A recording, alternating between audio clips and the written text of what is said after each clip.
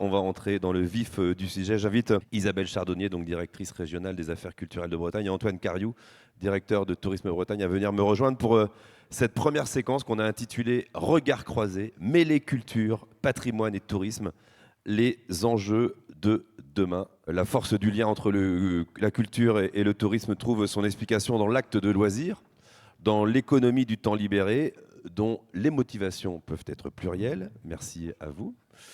La culture, le patrimoine, les cultures, les patrimoines sont des ressources majeures qui contribuent et doivent demain contribuer encore davantage à l'attractivité et au développement de la Bretagne, à l'amélioration également de la qualité de vie des citoyens, et au renforcement du lien social.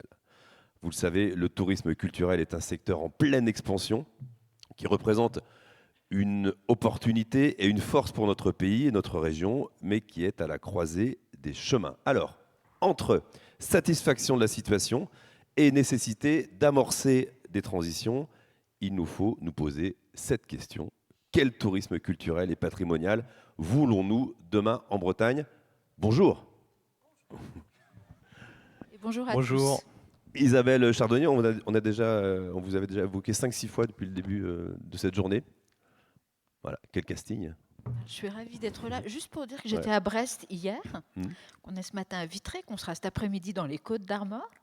Et donc voilà. Donc c'est faisable. Donc bravo à tous d'être ici, mais on est sur les mêmes routes que vous. Antoine Cariou, bonjour. Bonjour à toutes et à tous. Très heureux d'être parmi vous ce matin. Alors, je vous propose de répondre à cette question en 2 temps, 2 balises, et il y aura des sous-questions.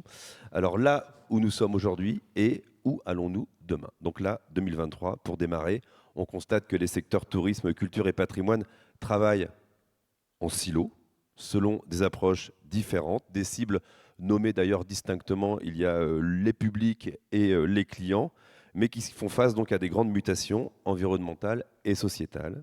Je vous pose la question. Alors, avons-nous affaire à 2 mondes si distincts? Je veux bien commencer. D'abord, merci de cette invitation. Et je veux juste dire que je vais prononcer quelques propos avec modestie. Et je disais tout à l'heure que vraiment, j'apprécie d'être à côté d'Antoine Cariou.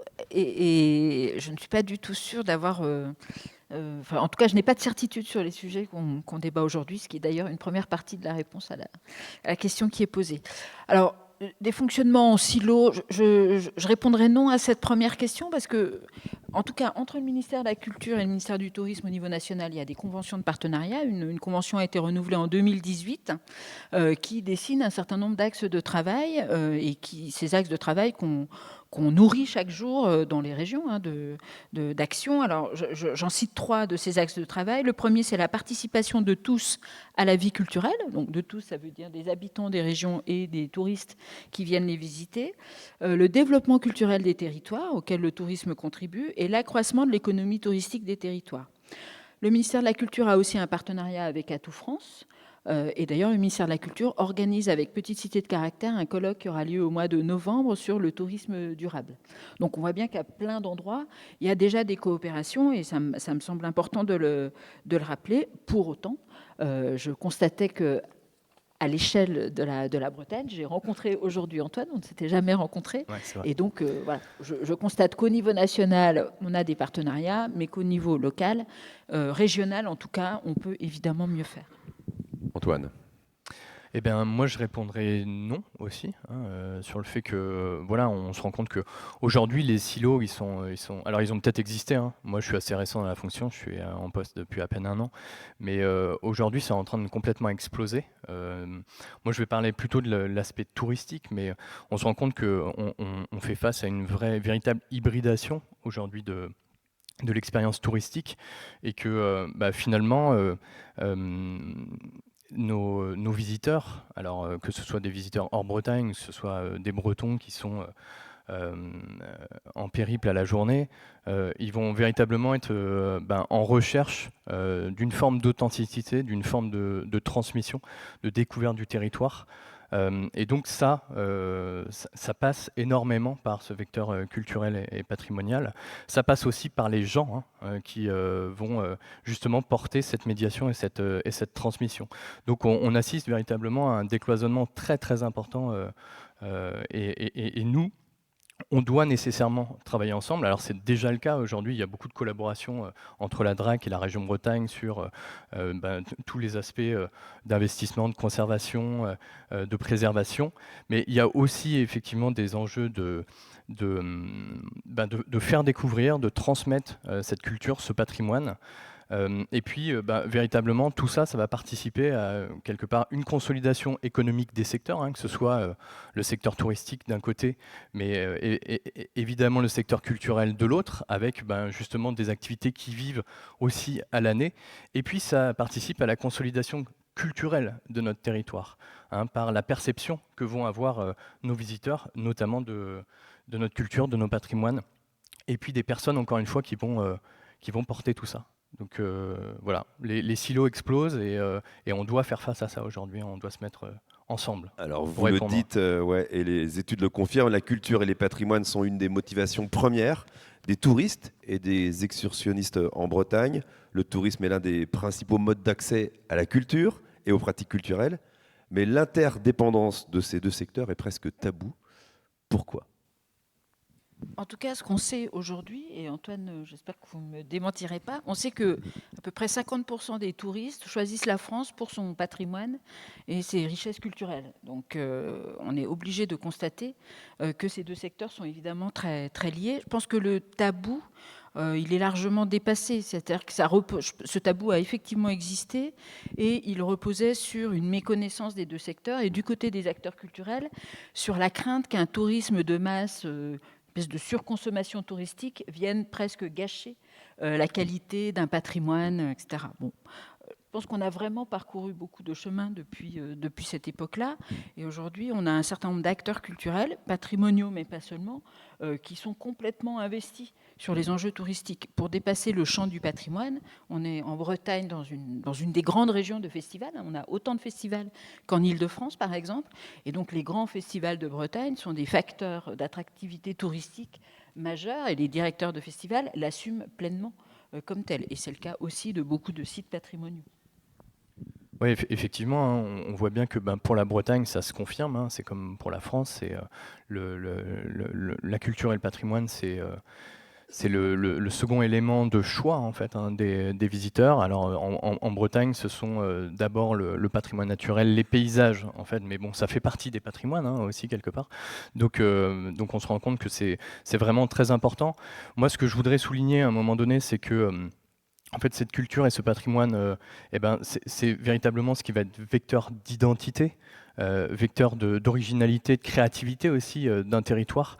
Et donc, c'est ce qui va être déterminant dans sa singularité.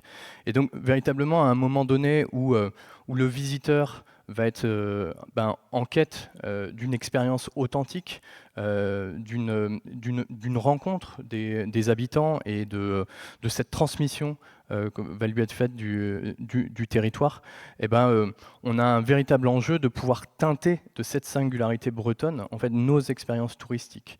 Voilà. Et ça ne se fera pas justement sans les acteurs de la culture et du patrimoine qui, eux, ont une véritable expertise à la fois dans l'objet culturel en lui-même, mais dans sa capacité à le transmettre et le récit qu'on va pouvoir en faire autour. Et vous étudiez précisément les attentes des visiteurs. Aujourd'hui, on sait que les touristes recherchent par exemple les interactions avec les habitants. Ils souhaitent découvrir l'identité, la mémoire d'un territoire, le patrimoine matériel, immatériel. Est-ce que les acteurs de la culture sont prêts et en capacité de répondre aux attentes de ces visiteurs ? Moi, je crois qu'en tout cas, ils en ont très envie. Ils sont prêts, oui, parce qu'ils ont conscience que les enjeux d'élargissement des publics passeront effectivement par cette adaptation. Et en même temps, on est obligé de constater la fragilité d'un certain nombre d'équipements culturels, au-delà des enjeux touristiques. Elisabeth Renaud, la présidente de Bretagne Musée, est là. Et je me faisais la réflexion en préparant cette conférence qu'autour de cette question du patrimoine immatériel, des savoir-faire, des métiers, de l'identité, on a quelques écomusées qui sont vraiment très intéressants en Bretagne, mais dont beaucoup sont dans un grand état de fragilité. Et donc, ils ont bien du mal à accueillir, pas seulement les touristes, mais bien du mal à accueillir les visiteurs tout au long de l'année.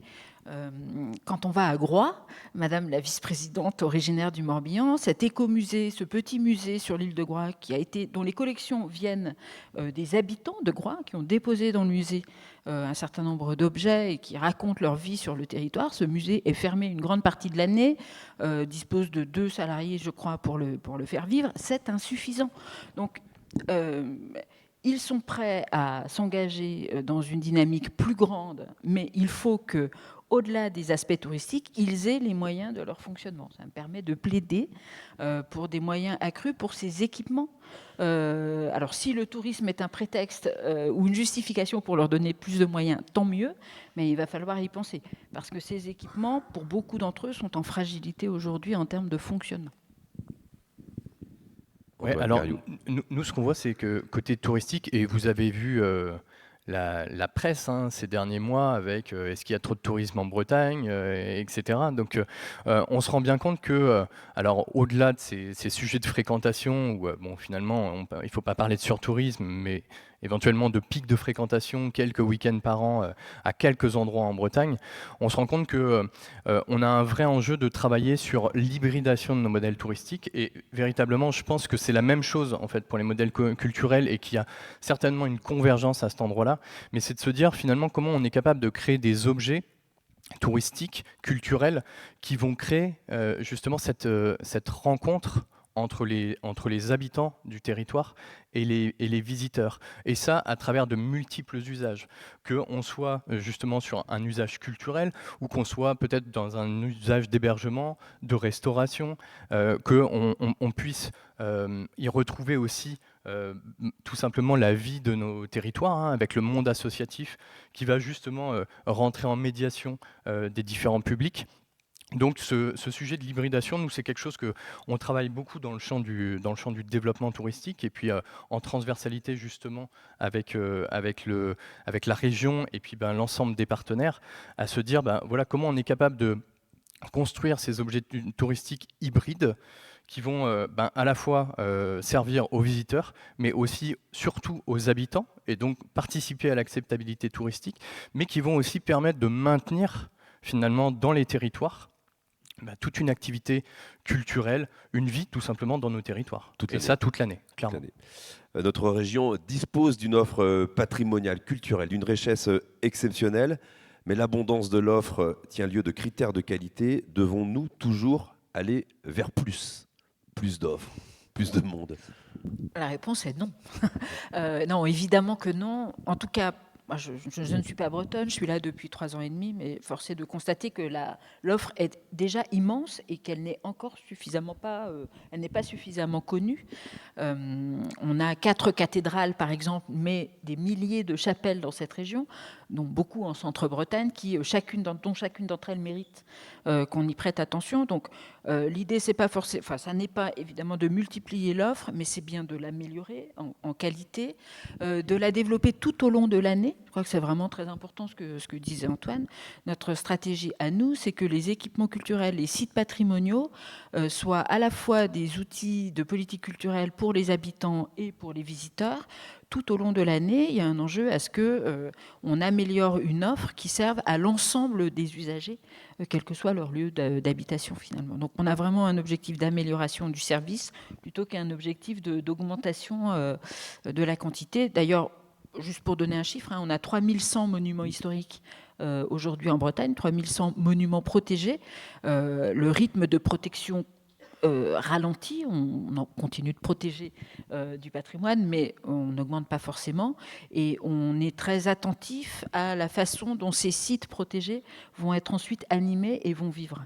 Évidemment, on est obligé de parler à ce moment, par exemple, du projet de labellisation à l'UNESCO des mégalithes de Carnac, avec une offre culturelle et touristique qui va être évidemment mieux identifiée, parce que la labellisation UNESCO est aussi un objet de communication et d'attractivité, mais dans le dossier qui est déposé à l'UNESCO, les porteurs de la candidature prêtent une grande attention à la qualité de l'offre qui va être faite pour qu'elle ne sature pas cette partie du territoire d'un nombre de touristes qui serait absolument insoutenable.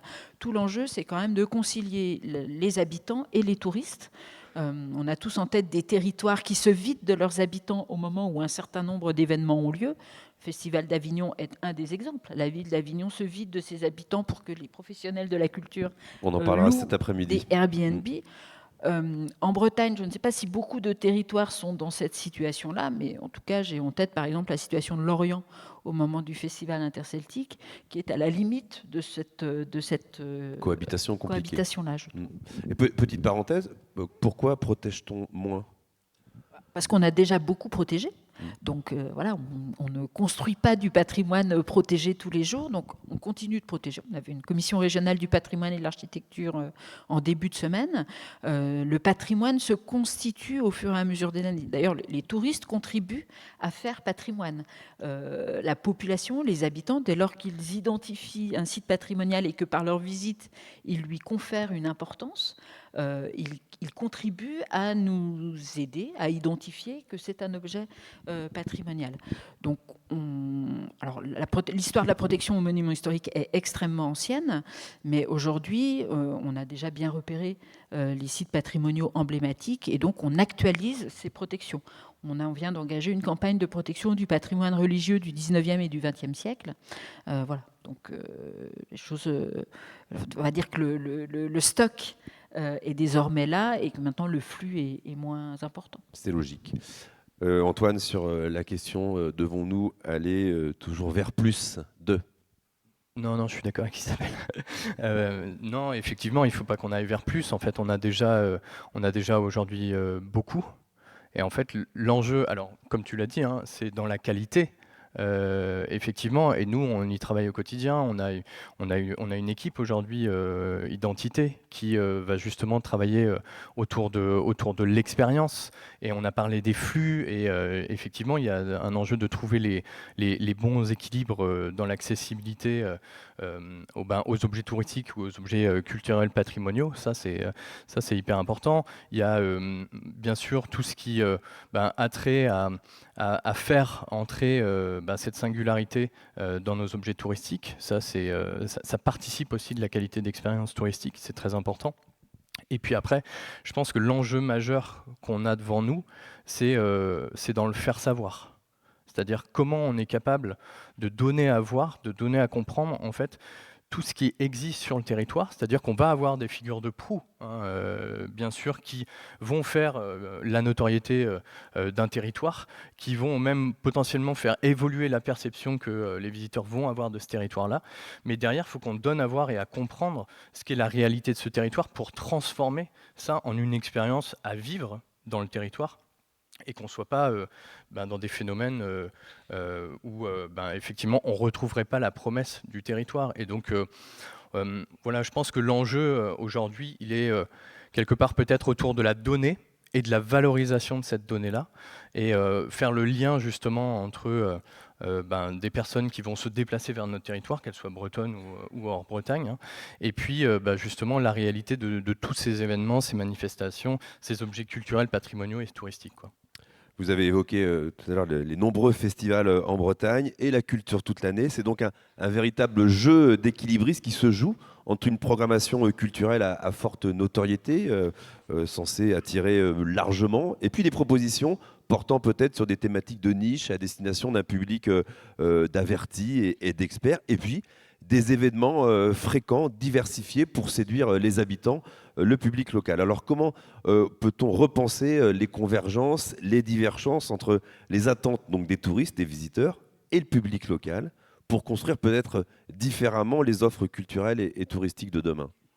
Là, c'est vraiment l'objet des conventions de partenariat que nous, on signe par exemple avec les villes et pays d'art et d'histoire. C'est l'objet de la convention de partenariat qu'on va signer avec les petites cités de caractère. On est vraiment à cet endroit-là du partenariat. Comment on va à la fois mettre en valeur un patrimoine, un territoire, pour les différents publics qui sont amenés à y passer. Alors, les habitants, et dans les habitants, on touche toutes les catégories, les enfants, à travers les politiques d'éducation artistique et culturelle, les publics les plus éloignés, le grand public, et puis les touristes.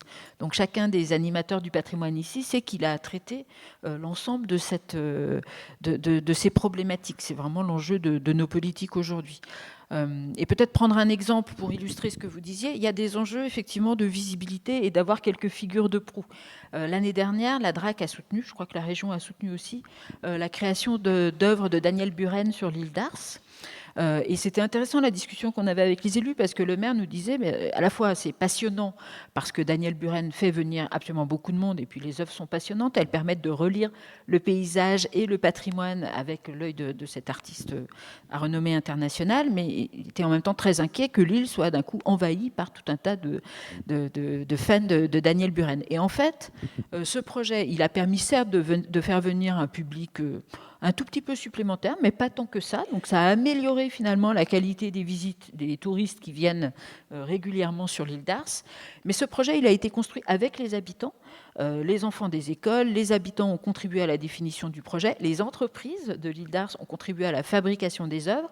Et donc on a là un projet qui montre bien comment on peut mobiliser l'ensemble des habitants, l'ensemble des acteurs, autour d'un projet finalement artistique et culturel. Et c'est un peu ça qu'on espère construire partout. Je parlais des écomusées tout à l'heure. On travaille sur la restauration de l'écomusée d'Ouessant, qui est à la fois donc un écomusée avec des collections qui sont extrêmement locales, qui a vocation à vivre toute l'année pour les habitants d'Ouessant, à être un lieu où ils puissent se retrouver, se réapproprier leur histoire, mais qui est aussi un lieu d'attractivité très fort sur l'île. Quand on arrive à Ouessant, outre les paysages, on a 2 musées, l'écomusée et le musée des phares et balises. Et on sait que quand on est visiteur à Ouessant et qu'on y passe une journée, 2 journées, on va forcément dans l'un de ces musées. Donc voilà, c'est comment on articule une offre qui, à partir d'un équipement culturel ou d'un projet culturel, va bénéficier à tous les publics. On a parfois peut-être aussi le sentiment que les festivals, les gros festivals, avalent un peu et changent un peu l'image de ces visiteurs qui traverseraient la France pour passer 3 jours dans une ville bretonne pour un festival. C'est relativement faux. On sait par exemple que le plus gros festival en Ille-et-Vilaine, à Bréal, c'est 60 000 personnes.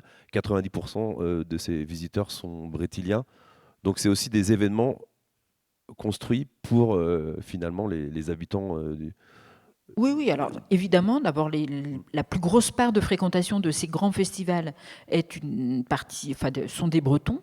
On est touriste dans sa région. Alors, c'est pas forcément les spectateurs des Vieilles Charrues ne sont pas des Carésiens, évidemment. Parce que ça ne suffirait pas à accueillir 270 000 spectateurs, mais sont d'abord des Bretons. Donc, ça pose la question effectivement de comment on reste touriste dans sa région. Et je pense que c'est un des enjeux auxquels on est désormais, sur lesquels on travaille aujourd'hui. Et l'enjeu aussi pour ces festivals et pour tous les acteurs culturels et les acteurs patrimoniaux, c'est comment on construit une offre plus collective, une offre de réseau. Je prends par exemple la situation du musée de Pont-Aven, qui est une des locomotives des musées de Bretagne, avec un nombre de visiteurs extrêmement élevé, et qui, derrière lui, derrière son succès, derrière sa programmation d'une extrême qualité, entraîne d'autres sites patrimoniaux ou d'autres musées à faire des propositions complémentaires.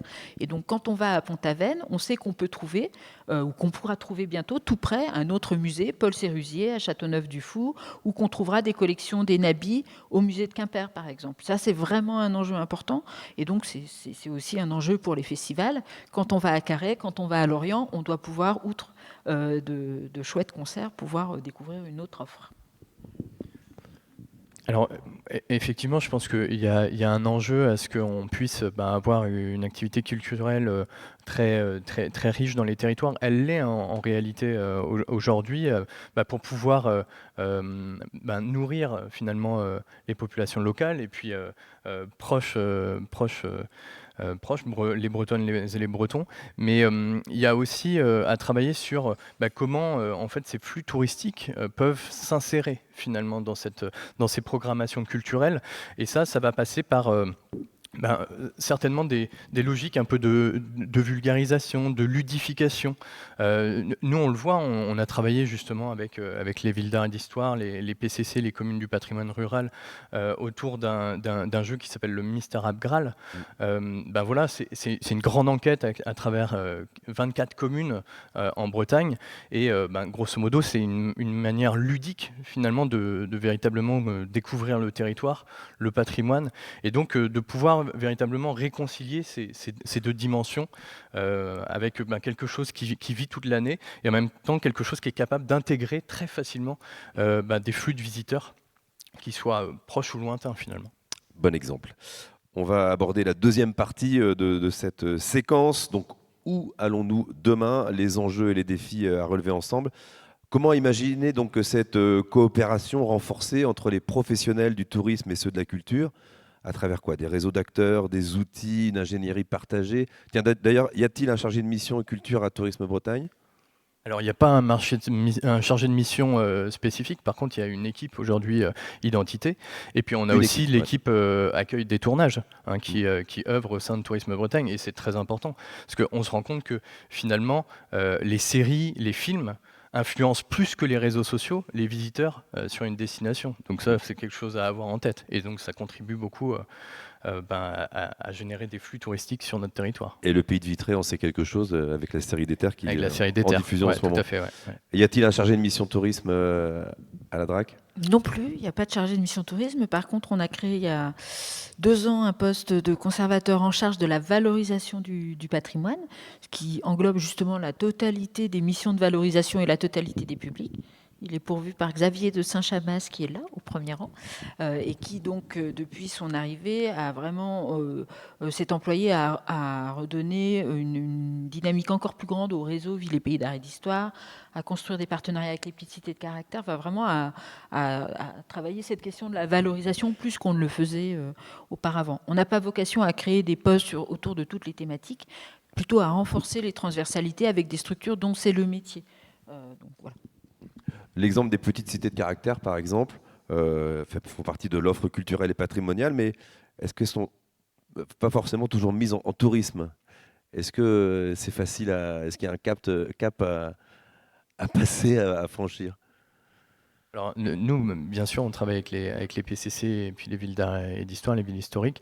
Donc, on les intègre aujourd'hui dans nos dispositifs. Après, on se rend compte, et on est un peu à la croisée des chemins, Tourisme Bretagne, c'est-à-dire qu'on est en train de revoir de fond en comble notre positionnement pour justement l'axer sur des thématiques plus précises et très identifiées, dont une des 4 thématiques, c'est culture patrimoine, et donc avec un enjeu de véritablement collectivement pouvoir travailler sur notre récit de territoire. Et ça, c'est certainement ce qui va faire notre différenciation demain, c'est-à-dire que finalement, au local, plus on est proche du local, plus on est capable de porter son territoire. Nous, aujourd'hui, qu'on soit côté culture, patrimoine, qu'on soit côté tourisme, on dispose de ce maillage qui génère des données, qui est capable de porter ce récit de territoire, qui est capable de le transmettre. Et nous, c'est quelque chose justement qu'on veut travailler, encore une fois, collectivement, et qu'on veut porter beaucoup plus loin.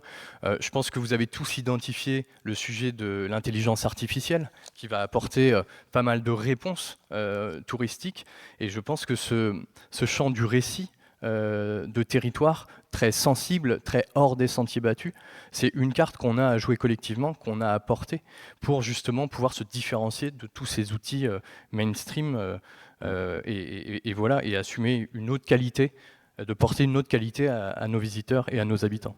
Moi, je trouve que le réseau apporte aussi une réponse, c'est-à-dire chaque petite cité prise individuellement ou chaque ville d'arrêt d'histoire prise individuellement pourrait éprouver un certain nombre de difficultés à cette mise en tourisme. En tout cas, ça dépend de ses moyens, etc. Mais le réseau doit pouvoir aussi apporter cette stratégie de mise en tourisme. Quand on est visiteur en Bretagne, ce qui était mon cas il y a longtemps, on est preneur de ces parcours qu'on peut faire de musée en musée, de site patrimonial en site patrimonial, et puis en croisant les différents réseaux. Et donc je trouve que c'est la force de ces réseaux, des associations régionales, que d'apporter une réponse aussi à ces évolutions des pratiques. Il y a des requêtes qui reviennent souvent, le fameux agenda culturel centralisé, par exemple, un portail dans lequel on trouverait toutes les infos du monde sur la Bretagne. sur les événements, les expos. Les Bretagne Musée le fait, par exemple, sur les musées. Ça, ce serait grâce à la maîtrise des données, des datas. Vous misez beaucoup, Antoine, sur ce futur. Ouais, je mise beaucoup dessus parce que c'est aussi mon histoire, mon histoire professionnelle. Mais aujourd'hui, en tout cas, moi, je parle vraiment dans le champ touristique, hein, mais ce que je vois, c'est que collectivement, à l'échelle des acteurs du territoire, on est capable de mieux faire que Google, que les OTA. Donc les OTA, c'est les Airbnb, etc. Pour porter ce récit de territoire, pour porter ce sensible, pour s'appuyer en fait aussi sur les Bretonnes et les Bretons qui vont porter toutes ces logiques de médiation. Et en fait, moi j'identifie que dans le champ de la culture et du patrimoine, on est sur les mêmes logiques. On a un tissu associatif très très dense, beaucoup d'initiatives dans les territoires, et que véritablement, pour moi, c'est là que ça va se jouer, effectivement. Donc les données, oui, parce que les données, ça passe dans des tuyaux et puis ça permet de faire de la valorisation, mais c'est surtout les récits en fait qu'on va pouvoir Ouais, moi, je ne mettre crois en pas place. du tout à l'agenda qui rassemble l'ensemble des données de toute la région et plus encore. Alors, à l'échelle du ministère, vous imaginez ce que ça veut dire. Il y a toujours un moment quelqu'un qui a cette idée. Bon, alors on va faire un grand agenda de toutes les programmations de spectacles vivants de la Terre entière. Et finalement, personne ne s'en sert parce qu'on a tous un usage qui est lié à nos destinations, à notre proximité, etc. Par contre, je pense qu'on a effectivement à réfléchir à la qualité des données et aux récits qu'on veut faire connaître, et puis aux algorithmes sur lesquels ceux qui maîtrisent les données vont travailler. Je prends l'exemple du Pass Culture que le ministère déploie à très grande échelle désormais. On a beaucoup discuté de l'algorithme. Donc, c'est comment un jeune bénéficiaire du Pass Culture qui est allé, par exemple, au Vieilles Charrues, se voit proposer une offre en même temps qui n'est pas uniquement celle d'un autre festival de musique actuelle qui serait dans la région, mais plutôt parce qu'il a acheté des places pour les Vieilles Charrues, on va lui proposer d'aller à 50 km de Carhaix ou 70 km à Brest, voir par exemple le musée ou Océanopolis, etc.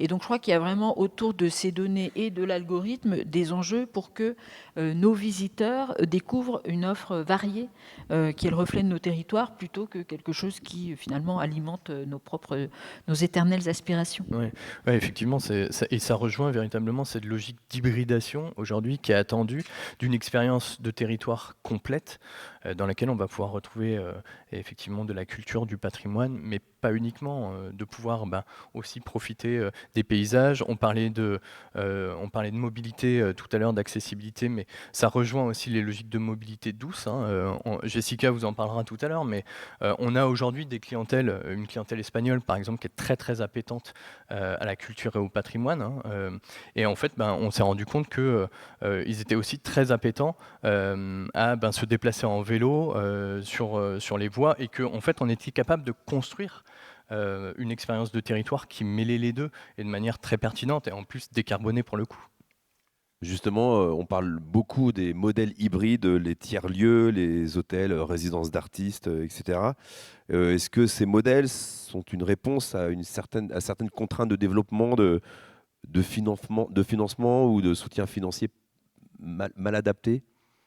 En tout cas, je pense qu'il y a quand même il y a de vraies perspectives à cet endroit-là. Alors, je ne saurais pas répondre en termes de modèles, etc., mais l'expérience montre que désormais, nos univers travaillent étroitement ensemble. Je pense notamment à des expériences qui sont menées sur le canal de Nantes à Brest avec une association qui s'appelle Danse à tous les étages, qui propose des spectacles de danse le long du canal, tout au long de l'année. Voilà, c'est étalé au long de l'année, mais il y a aussi une période festivalière. Donc ça allie patrimoine, travail chorégraphique et puis travail évidemment avec tous les publics et patrimoine naturel. Et il y a beaucoup de propositions qui sont de cet ordre-là. Nous, on a un enjeu, par exemple, à travailler avec les acteurs du tourisme à ce qu'ils développent des propositions artistiques, notamment dans le domaine du spectacle vivant et des arts visuels. On a par exemple, depuis 2 ans, on travaille avec l'UNAT, qui est un regroupement des organismes d'économie sociale et solidaire de tourisme, voilà, et auprès de qui on finance des résidences d'artistes dans ces structures d'accueil de vacanciers l'été. Voilà, donc on est à ces endroits-là de l'hybridation. Ensuite, sur des modèles avec une économie plus, en tout cas moins subventionnée, je ne sais pas, j'ai pas forcément de vision.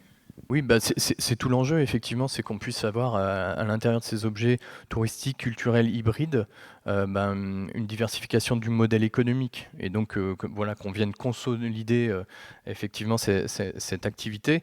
On se rend compte qu'aujourd'hui, donc nous, on a mené un certain nombre d'initiatives, hein, avec notamment de l'ingénierie de développement autour d'auberges du voyageur, etc., qui hybrident, que ce soit à Brest, que ce soit à Morlaix, voilà, des prototypes qui ont vocation à inspirer les acteurs.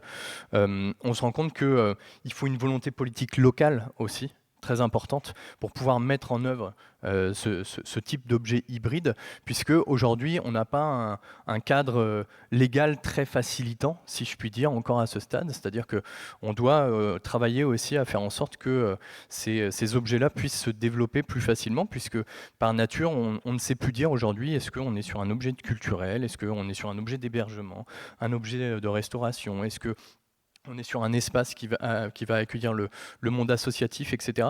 Finalement, c'est tout ça ensemble. Et donc, voilà, ça crée un certain nombre de nouvelles problématiques.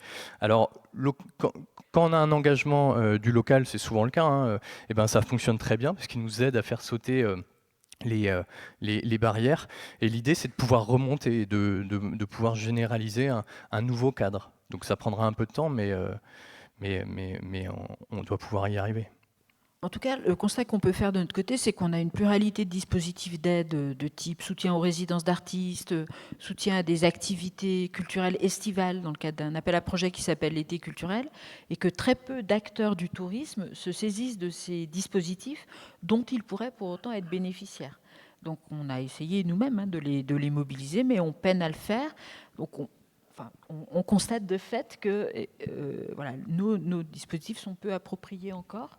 Et il y a peut-être quelque chose qui permettrait de tester encore d'autres formats de liens renforcés entre le tourisme et la culture. Oui, complètement. Après, là, il faut bien voir qu'on est encore le plus souvent dans le champ de l'innovation, c'est-à-dire qu'on expérimente, on apprend en marchant, voilà. Et donc, il faut accepter ça aussi, que ça puisse avoir un peu d'inertie, que parfois on réduise un peu la voilure de nos projets, etc. Mais effectivement, je pense que, et ça fait partie de cet enjeu d'interconnaissance, de pouvoir aussi pousser, nous, des acteurs du tourisme, vers justement les dispositifs de la culture et du patrimoine, et aussi potentiellement vice-versa. Hein. Dans le secteur du tourisme, on parle plus facilement de concurrence. Est-ce que dans le secteur culturel, on parle de concurrence ou de complémentarité de l'offre ? On parle de complémentarité de l'offre chez nous, monsieur. Alors oui, on parle de complémentarité de l'offre, et très sincèrement, je pense qu'on est vraiment on est à cette heure-là de la complémentarité. Il y a alors c'est pas le cas en Bretagne, en tout cas peut-être Anne Gallo me démentira, mais il n'y a pas de concurrence dans le marketing territorial. Je travaillais dans des régions où il y a une vraie concurrence entre les grandes collectivités. À Lyon, avec les biennales de la danse et l'art contemporain, à Saint-Étienne, avec la biennale du design, les deux villes voilà, sont au combat côte à côte pour remporter une sorte de bataille de l'image de la capitale culturelle de la région. En Bretagne, c'est pas le cas, en tout cas je ne crois pas. Et par contre, il y a une complémentarité bien réelle de l'offre culturelle qu'il faut continuer de travailler. Je parlais de la mise en réseau. On parle beaucoup de patrimoine maritime dans cette région, mais par exemple, il n'y a pas de réseau d'acteurs du patrimoine maritime. Ils ne sont pas constitués. Il y a des mini-réseaux, mais il n'y a pas un grand réseau des acteurs du patrimoine maritime. On a tout un patrimoine, enfin, nos musées ont des collections particulièrement riches dans certains domaines. Il y a une association des musées, mais il n'y a pas de mise en réseau autour d'un certain nombre de thématiques. Donc là, je pense qu'on a vraiment... il y a une complémentarité de l'offre, mais elle mériterait d'être mieux mise en valeur et mieux soulignée. Après, la concurrence, elle vient aussi d'une forme d'uniformisation. Donc, le tourisme a effectivement été victime, à travers les grands plans des années 70, etc., d'une forme d'uniformisation de l'expérience du visiteur. Et en fait, le fait de remettre de la singularité, c'est-à-dire que nous, voilà, on va travailler notamment autour d'un accompagnement en design culinaire pour remettre de la singularité bretonne dans l'assiette. On va travailler autour du tourisme de savoir-faire aussi. Hein. Donc à partir du moment où on est capable de remettre de la singularité territoriale, et là je ne parle pas de l'échelle bretonne, hein, je parle vraiment de l'infra-territoire avec ses spécificités, là on sort des logiques concurrentielles véritablement pour proposer des logiques de complémentarité. Et pourquoi pas justement pouvoir proposer à travers une expérience de mobilité douce, tant qu'à faire, peut-être par le rail, de découvrir le temps d'un week-end plusieurs territoires en fait, qui vont proposer des expériences touristiques, culturelles, patrimoniales, singulières et complémentaires. Donc ça facilite aussi quand même cette logique-là. Je vais vous poser une dernière question, et puis après, si vous avez des questions à poser à nos deux intervenants et spécialistes experts, il y a un micro dans la salle qui va pouvoir venir à vous. Enfin, pas tout seul, il sera porté par Alexandre, je pense. Comment faire pour ne pas laisser sur le bord de la route des filières de la culture qu'on déciderait que ça n'intéresse pas les visiteurs, peut-être avec moins de visibilité. On parle beaucoup des musées, des monuments. Est-ce qu'il y a des filières peut-être plus compliquées, Enfin, moins visibles, et qui mériteraient pourtant de l'être? Nos collections et nos sites patrimoniaux sont d'une grande richesse, d'une grande qualité. Les professionnels sont tous très engagés. On a, il est vrai, un déficit de moyens, je le redis. Je le disais tout à l'heure, vraiment, moi je constate l'engagement total des équipes et en même temps la pauvreté de leurs moyens au quotidien. Donc si on veut accueillir plus de visiteurs, qu'ils soient locaux ou touristiques, il faut ouvrir les musées. Quand les musées sont fermés, on ne peut pas accueillir de touristes. Donc il faut, le dimanche, le lundi. Le dimanche, le lundi, en tout cas au moins un nombre de jours élevé par semaine. Il faut se doter de moyens aussi pour mieux communiquer. Voilà. Mais je pense que vraiment, c'est autour de ces dynamiques de réseau qu'on peut mieux travailler. On a dans la région, que ce soit sur les sites patrimoniaux, sur les musées, mais aussi sur les savoir-faire, sur les métiers d'art par exemple, un certain nombre de sites emblématiques qui sont bien repérés et qui peuvent, avec eux, dans une dynamique collective, entraîner d'autres sites. Voilà. Et ça, je pense que c'est extrêmement important. Donc comment on travaille la mise en réseau par secteur d'activité, par territoire, et ce croisement-là des réseaux va induire des flux qui intégreront un plus grand nombre de visiteurs. C'est des retours un peu négatifs que vous avez sur les heures d'ouverture des musées, par exemple, ou des monuments un peu contraignants pour les visiteurs? Ouais, effectivement. Enfin, c'est sûr que aujourd'hui, on aimerait pouvoir avoir des plages d'ouverture plus étendues pour que justement des flux qui soient moins concentrés. Mais effectivement, cette idée de la mise en réseau, je pense que c'est très intéressant parce qu'aujourd'hui, on se rend compte que l'inspiration touristique, elle est très polarisée, aidée par les réseaux sociaux, etc. Et qu'on a des flux qui se concentrent en fait sur des points d'intérêt qui sont déjà très identifiés. Et donc, c'est comment on est capable de travailler à cette mise en réseau, justement pour déspatialiser un petit peu les flux dans le temps, dans l'espace, et faire en sorte de venir irriguer aussi avec ces flux touristiques des territoires qui sont peut-être moins fréquentés. On échangeait avec la directrice du fonds Édouard-Hélène Leclerc à Landerneau, qui est un des sites les plus visités de Bretagne, et qui, depuis plusieurs années, développe une sorte de billet jumelé avec d'autres musées ou d'autres lieux d'art contemporain du territoire. Alors, pour l'instant, c'était plutôt en Finistère, mais là, en 2024, elle proposait de le développer à d'autres sites dans ces domaines-là d'Ille-et-Vilaine, par exemple. Alors, le billet jumelé, je ne sais pas si ça fonctionne, on a pour habitude de dire que ça ne marche pas vraiment très bien.